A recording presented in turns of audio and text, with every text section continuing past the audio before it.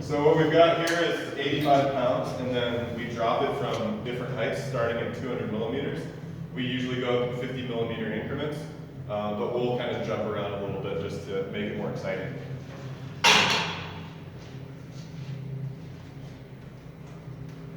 All right, ready?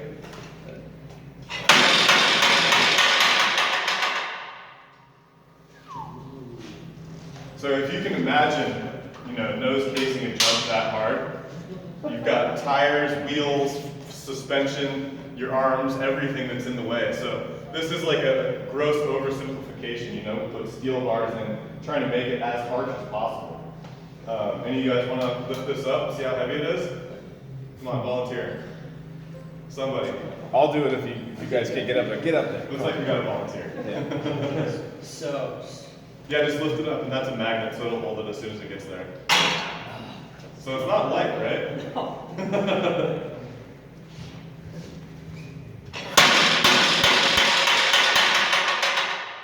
So Peter, if that bike was aluminum, would we be broken down? So the way that aluminum works is it starts to deform before it completely fails. So when you'd start seeing it about this height, you'd start seeing small little buckles in your down tube here, or in your head tube, or in the top tube.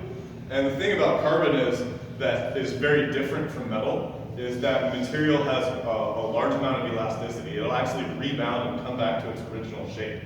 So you can have these hits that on an aluminum frame would it would make your head tube like a degree steeper if you hit something like this. But on the carbon, you got no problem whatsoever.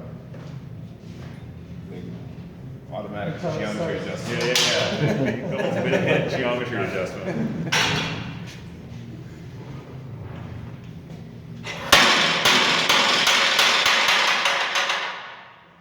So that's one of the things is carbon has a different rate sensitivity to force. So it depends on how fast you apply that force. You can actually apply force really quickly, so you have like a lot of weight applied to it over a short amount of time, and carbon is actually very resilient to that. With aluminum, you get deformations really quickly and really easily. But also the cool thing with carbon is that if you apply a load really, really, really slowly, like say you're pumping through some terrain, and that's like more of a slow loading scenario, carbon reacts really well to that as well. Aluminum has a lower yield strength than carbon. So all around these frames, while being lighter and stiffer, they're actually stronger in the end. There's still a bit of a misconception, I think, with some people that carbon is this material that when you hit it, it just shatters and explodes. And that's not at all true. In the past it was, but carbon's come a long, long way since the first frames came out. And what's crazy about it is that since it's essentially fabric, when it goes, there's some strands might go, but there's a lot more left in there to hold the bike together. So it doesn't just go like and explode. Well, I have seen a head tube kind of come apart pretty recently in a video, but if you do it right, it doesn't. There's so much holding it in. I mean, think of it like a bunch of long pieces of fiber, and if one breaks, that doesn't mean the whole bike's going to come apart. And that brings up another point, is that all carbon frames are not manufactured equally. There's a lot of process involved that's really, really important. How those layers are put together, where they're overlapping, which angle the carbon's facing for which part of the frame you're using. So there's a lot of information that's built in there that you want to work with a factory that's really knowledgeable. And also we build this huge base of knowledge for every frame that we produce. So it's like, this frame isn't just, we didn't just build this frame from nowhere. This is based on all of our experience with suspension since 1994. It's based on our carbon manufacturing since, I think, 2008, 2009. So every single time we put out a new model, a new frame, it's building on everything that we've learned up until that point. I mean, this is why like carbon counterfeit stuff is so scary. It is. I've seen tests of, FSA handlebars or EC bars that just break like with So a lot of that stuff, it's made in the same factories with the same molds, but the layup is completely different and the process is completely different. As cheaply as you could slap the stuff in there. Yeah, and they'll use a lot of more inexpensive materials as well, so you get higher weights and less strength at the same time. Right. And that's why it's so important to have that process dialed in and that manufacturing expertise. We have people that have been working in our factory for like 6 years, and they've been, laying up the carbon. So these are actual experts in what they do. And, we can say that every single one of our frames is handmade because it is. You have people sitting there with hundreds of plies of carbon, putting them together the exact right way. And I mean, it really is a work of art when you see them do it.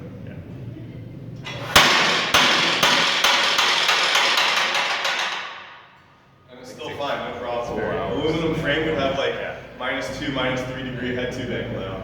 Yeah. Got another volunteer to lift it up? Come on. Okay.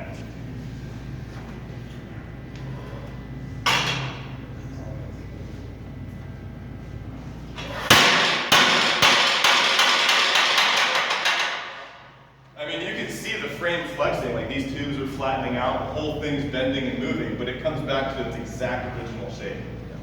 So this is, I mean, you could take this frame, build it up, and go ride it. Yeah, No you worries worry on about it. it. No damage. Not compromised. That's what's also pretty crazy is that it doesn't, I mean, correct me if I'm wrong here, Peter, but doesn't it not really have fatigue? I mean, it can take hits, like aluminum, it takes over impacts, it gets harder and harder and harder, it becomes brittle and then finally breaks. But with carbon, it's just the same thing. Oh, it's really, really resilient. It just, Yeah, so these machines right here are fatigue machines. So we'll set frames up on that. Aluminum frames tend to go about 50,000 cycles. I've seen carbon frames last on there for like 300,000 cycles and they're still fine, no problem. So like Garen was saying, as you stress and unstress an aluminum frame, the metal starts to deform and become less strong. You get like the alignment of the material starts to change a little bit, but with carbon, it has almost an infinite fatigue life. So you can just keep going and keep going and keep going. All right, let's see if this will break it.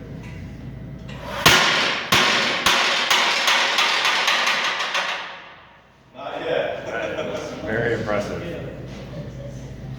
Somebody tall want to lift this up?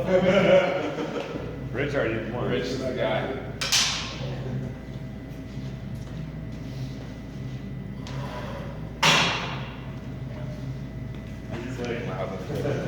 Okay, He's here we diving go. back to the back. So could you imagine what you'd have to do in a riding scenario to make that happen? Yeah. Like just how much force you'd have to put into your bike. Your tire would blow up, your wheel would blow up, your suspension would probably blow up. Like, you know, we want to make sure that our frames are the last thing to go in a catastrophic scenario.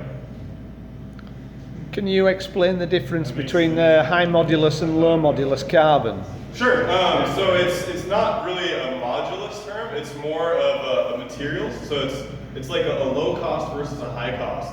So what we do with the low cost carbon is we use a bit more of. So we use cheaper materials and we use a bit more of them, but it still maintains the same strength and stiffness. So it's like instead of using some really expensive high modulus like T800 carbon, we'll use a bit more of like a T300, which is at a lower price. But we still put a huge emphasis on trying to maintain the same strength and the same stiffness. So it's really just about a weight It's penalty. really just about the weight. So you get a little bit of weight penalty, and then it's a little bit cheaper for you. So you're actually, I mean, you get, I think over a frame, it's like a 200 gram difference between the carbons, which really isn't that much, but you do get a much more cost-effective frame in the end. Right. And it's more about it. That's more a conversation about complete bike spec. Like so, like we don't even make, we only sell the high-end CC carbon on nicer than XT components, and the only way you're going to get a frame only from us is the nicer CC carbon. It's the best in the business. But as a means to get our overall price points lower, we can make a $3,500 carbon bike at retail if we use the, if we combine a pretty unique and picky product spec with that lower model carbon frame. Do you see a point in the future then when, it's clearly coming, as a material, carbon fibre is less expensive than aluminium, it's just the production process that makes aluminium cheaper to make. Is there a point in the future where everything's going to be carbon and aluminium becomes a premium bike? I don't think so. I mean, at the end of the day, carbon's everywhere, but there's only so much aluminium available. It's bound to become ineffective as a material to use cost-wise in the future. If it was a better performer, I could see it becoming a premium bike, but since it's not, I don't see that. I don't mean a premium from a performance perspective, I mean price. Yeah. So what I'm saying is at some point in the not too distant future, then surely we'll get to a point where everything's got to be carbon because that's the most cost-effective and available material. Aluminum just won't be an option. A bit like steel now. Sort of the same way that steel bikes used to be the norm, and you had to pay extra for aluminum bikes. Yeah. Then we saw the switch with all the tooling and all the factories switched to aluminum. Now steel bikes you have to pay a higher price for because they make so few of them. Yeah. So I think we think when carbon becomes so prevalent, well, aluminum bikes just end up costing you more because they're the oddball. You know, I The don't thing know that- anybody that's ever really felt attached to an aluminum frame. Yeah, You know, steel- there's steel always frames that still have an feeling of attachment. Steel is steel, and when you ride a steel frame, you do feel a very marked difference from riding an aluminum frame.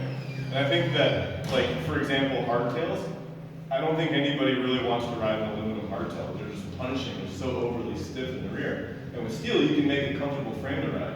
And likewise with carbon, you can make a comfortable hardtail to ride.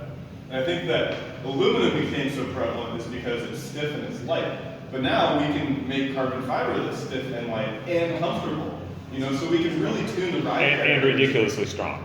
Yeah, and more strong even. Yeah. You know, and as we're seeing more and more in the industry, you see more companies coming out with these low-cost carbon frames. Intense does it, Scott does it, a number of other companies are doing it. And it's because, factories are starting to turn away from aluminum. You know, they're not really seeing like the cost margins that they can get. Right. You know, it's kind of becoming a more cost-ineffective material to make frames out of.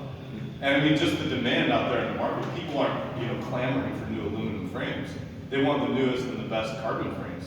And they want to hear the story about how the carbon's manufactured, how, we choose the fibers, how we have these rigorous testing facilities. And we just, I think that as time goes on, aluminum is probably going to die out as frame material.